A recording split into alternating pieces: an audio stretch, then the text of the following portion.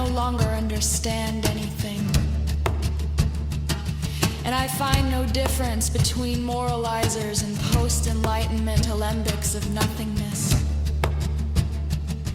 It's always and only a questioning of hermeneutics deteriorated into a hermeticism of thought that, for me, is truly pleonastic. Everything rests on something that isn't there and won't be there, because it doesn't exist. It exists not in its sepulchral paradigm of ideas about the justice, freedom, and lovingness of life.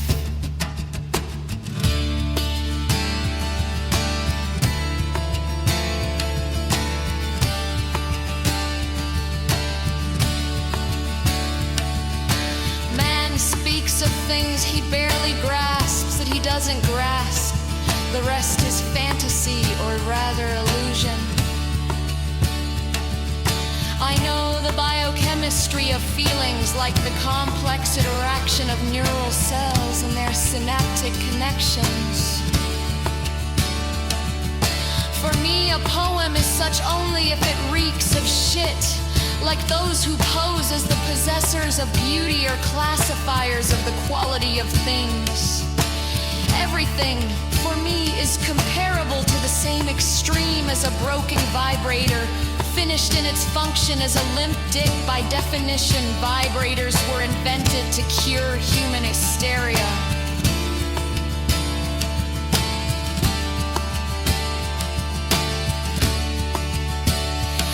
The flexes of my muscles wanted to fuck time like a dragon and watch it ride in a halo while combing one molecule at a time to be more beautiful as its fate approaches.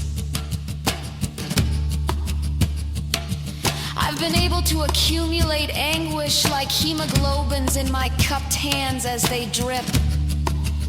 The city and my roots are ornaments locked in an amygdaloid den. I count files and back up on iCloud.com.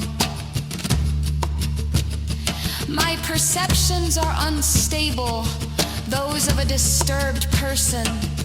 Sometimes I have delusions about eclectic narcissism or the emotionally frustrated, devoid of any ability to comply with this stupid human life. Other times I delight in slipping like sperm into the autonomic nervous system, trying to make myself beautiful to please, or even winking at the vegetative and visceral one, as if I were a collection of cells and fibers that innervate the organs and eyes to make my dick more swollen. Maybe I'm an idea of myself,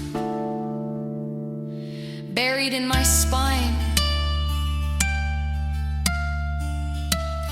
I imagine myself spending mornings on the soft earth and trampling the grass still full of moisture, like an animal sewing illusions in the fabric of my dreams.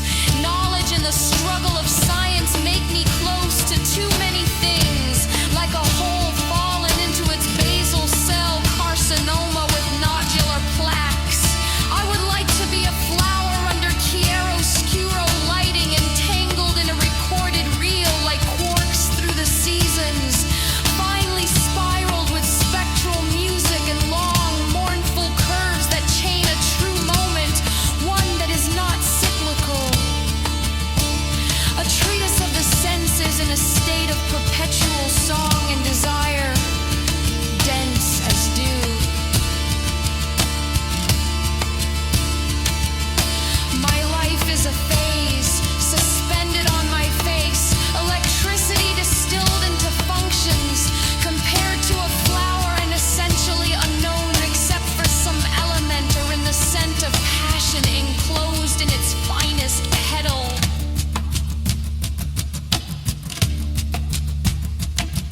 What I write is so full of content that it supplants even my love of grammar. I have omnipotence as a delusion, because of the delusion of omnipotence that reduces some to the careful observation of grammar.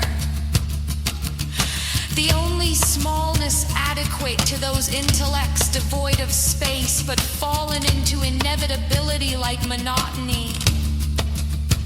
Some of your words, to me, are like the observations of a rat in the presence of transcendence.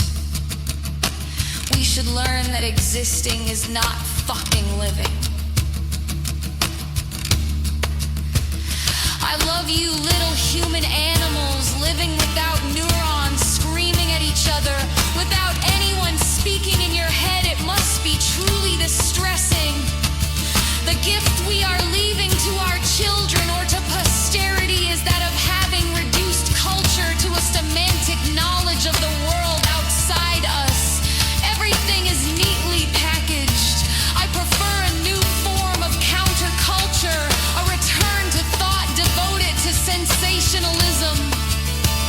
I no longer recognize anything hermetics, dianonology, hermeneutics, only subterfuge and dedication to the idiocy of the incomprehensible. Culture has been reduced to a set of syllables that appear mathematically real to us as if they were Socratic epithets of axioms fallen into the hairs of monkeys.